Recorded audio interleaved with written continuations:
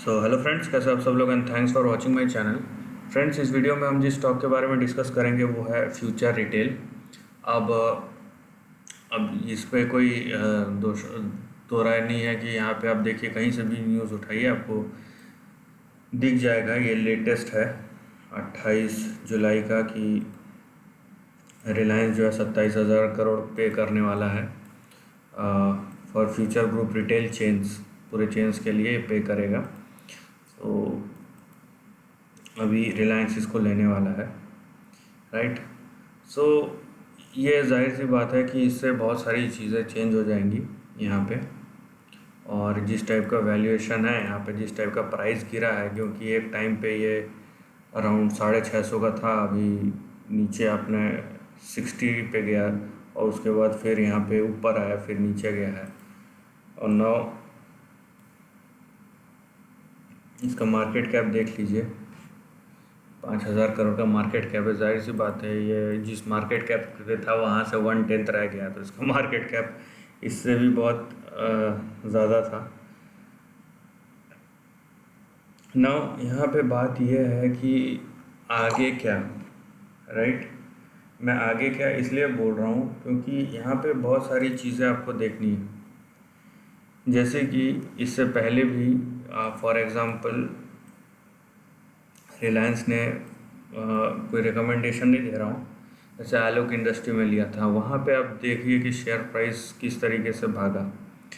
लेकिन वो चीज़ आपको यहाँ पे नहीं दिख रहा है, ठीक है। यहाँ पे डील सबको पता कंफर्म है, वो चीज़ यहाँ पे नहीं दिख रहा है। अब क्या वो चीज़ हो नहीं सकता, यह सब बोल नहीं सकते कि नहीं हो सकता वैसा। लेकिन बात यह है कि अगर यहाँ पे ये भी सवाल है कि अगर होना होता तो अभी तक हुआ क्यों नहीं, ठीक है।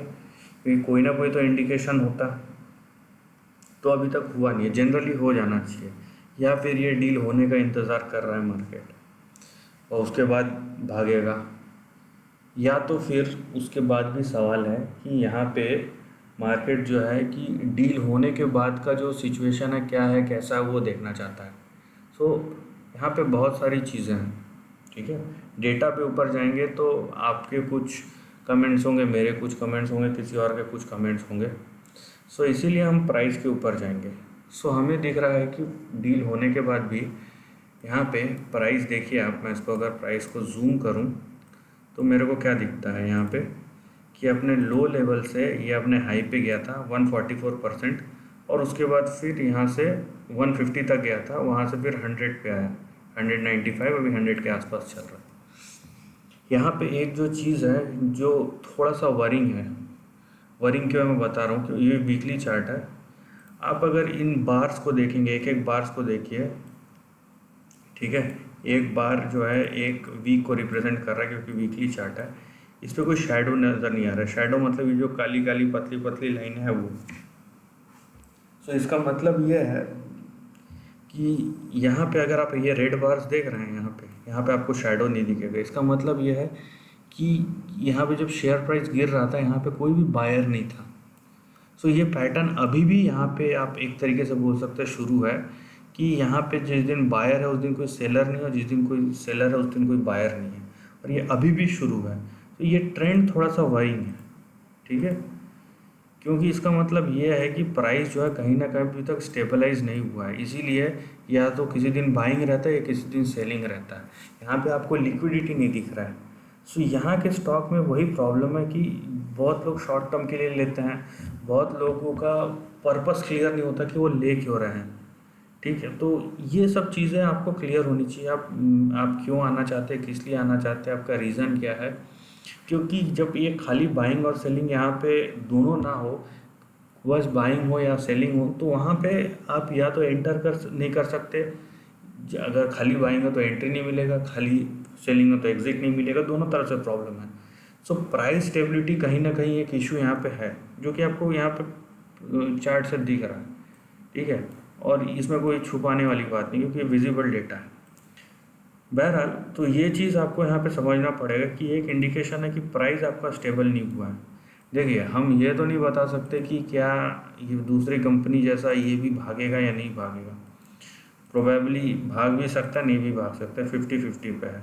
लेकिन जो ट्रेंड विजिबल है, हम अगर उस पर बात करें तो उस पर हमें जो चीज़ दिख रहा है उस पर हम चीज़ों को डिस्कस कर सकते हैं। देखिए बात यह है कि यहाँ पे आप एक चीज़ बोल सकते हैं, यहाँ पे एक कंसोलिडेशन या बेस बनाने की कोशिश कर रहा है।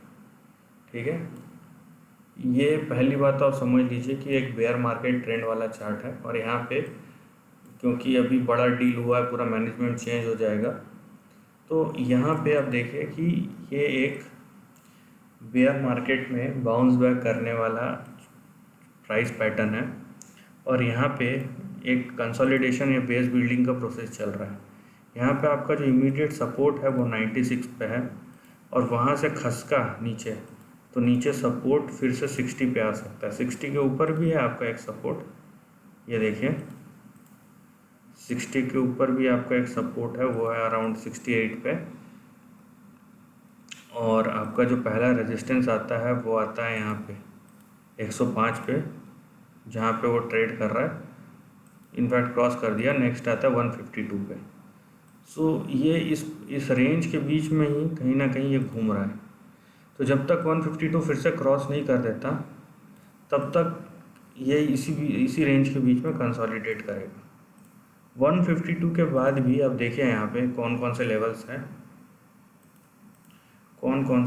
हैं, यहाँ पे 152 के बाद भी अब देखिए जो नेक्स्ट आपका रेजिस्टेंस आएगा वो 187 पे आएगा।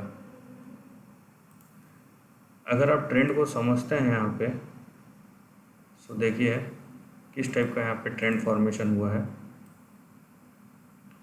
ये पहले का ट्रेंड है, राइट। उसके बाद ये ट्रेंड देखिए, फिर वहाँ से ये ट्रेंड देखिए।